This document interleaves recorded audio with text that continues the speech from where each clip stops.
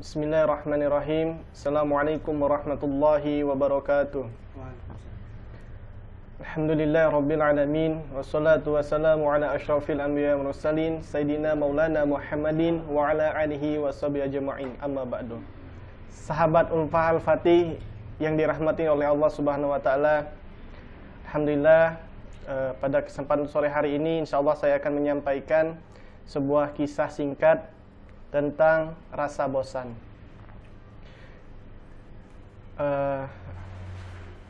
Dikemukakan sebuah cerita ringan tentang kebosanan seseorang. Seorang tua yang bijak ditanya oleh tamunya. Dikisahkan ada dua orang, seorang orang tua yang bijak dan tamunya. Tamunya pun bertanya, "Sebenarnya apa perasaan bosan itu, Pak Tua?" Pak Tua pun menjawab, "Bosan adalah keadaan di mana pikiran menginginkan perubahan, mendambakan sesuatu yang baru, dan menginginkan berhentinya rutinitas hidup dan keadaan yang monoton dari waktu ke waktu." Tamu pun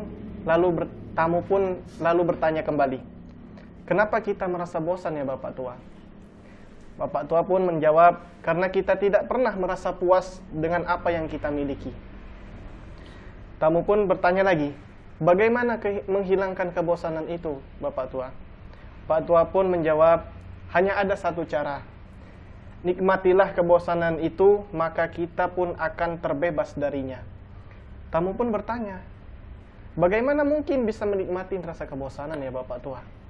Bapak Tua menjawab, "Bertanyalah pada dirimu sendiri, mengapa kamu tidak pernah bosan makan nasi yang sama rasanya setiap hari?" Tamu pun menjawab, "Karena kita makan nasi dengan lauk dan sayuran yang berbeda-beda setiap harinya." Pak Tua, "Benar sekali anakku, tambahkanlah sesuatu yang baru dalam rutinitasmu, maka kebosanan pun akan hilang."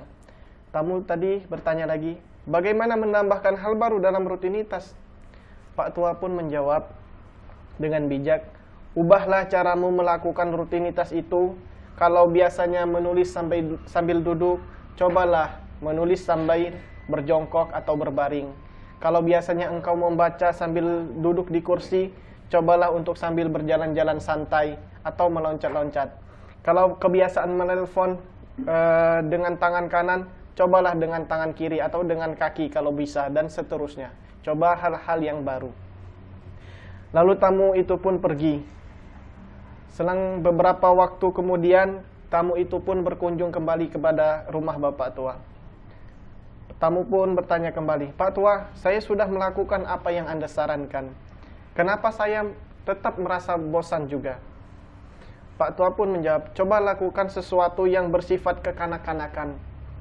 Tamu, "Contohnya Pak Tua apa?"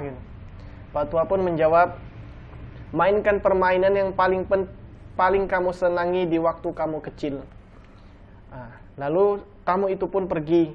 Seminggu kemudian, tamu itu datang kembali ke rumah Bapak Tua.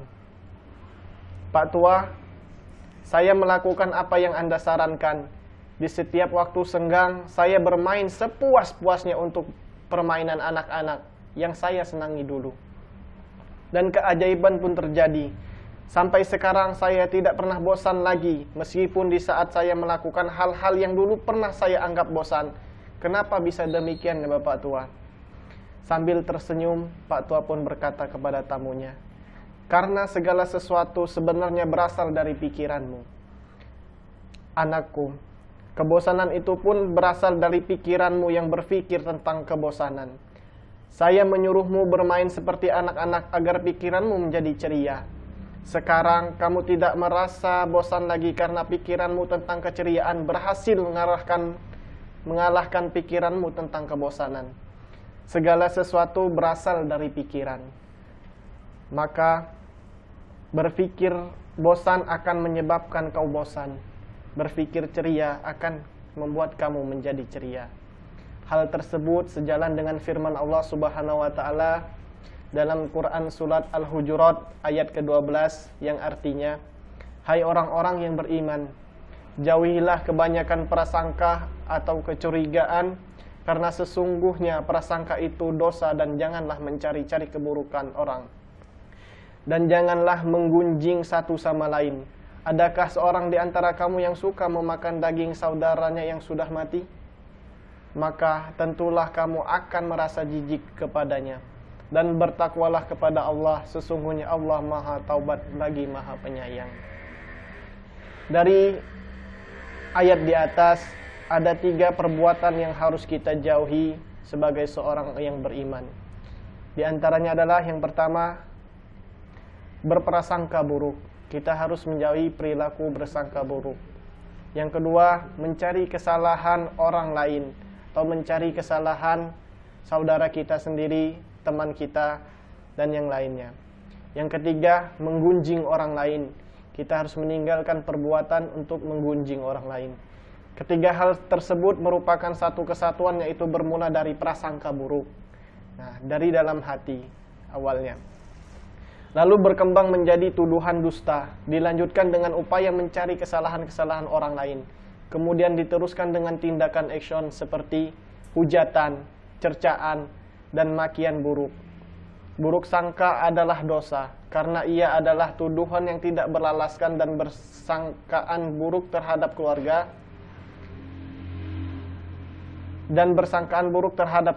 kerabat, dan orang lain tidak pada tempatnya. Sebab sebagian dari prasangka itu adalah murni perbuatan dosa dan bisa memutuskan silaturahmi di antara 2 orang yang terbaik.